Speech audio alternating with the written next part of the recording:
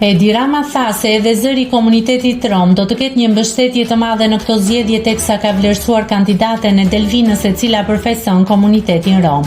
Kryeministri Rama ka folur për mbështetjen që ai dhe qeveria e tij ka planifikuar në mandatin e ardhshëm për t'i dhënë grave.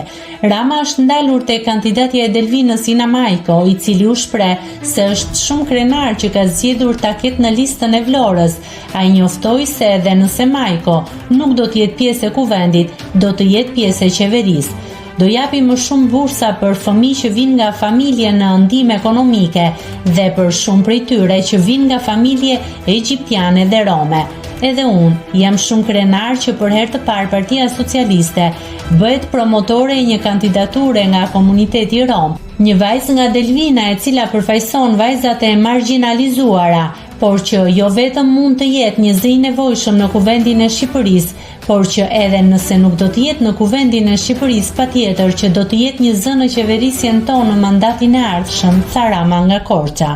Rama theksoi gjithashtu se 56% e antarëve të Partisë Socialiste janë gra e vajza, ndërsa shtoi se kanë përqindje të lartë në administratë dhe institucione lokale. Sipas kryeministrit, pa gratë dhe vajzat as nisma për mbylljen e TikTok e mbrojtjen e fëmijëve nga krimi nuk do arrijej dot.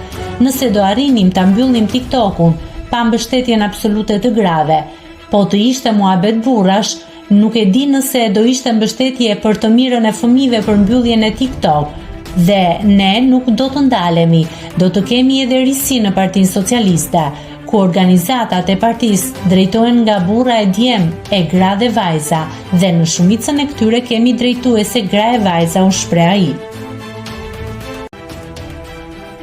Nëse klikoni mbi butonin subscribe, do t'ju shfaqen të gjitha publikimet tona. Ju ftoj t'i bëni subscribe kanalit, të pëlqeni videot dhe të lini komentin tuaj.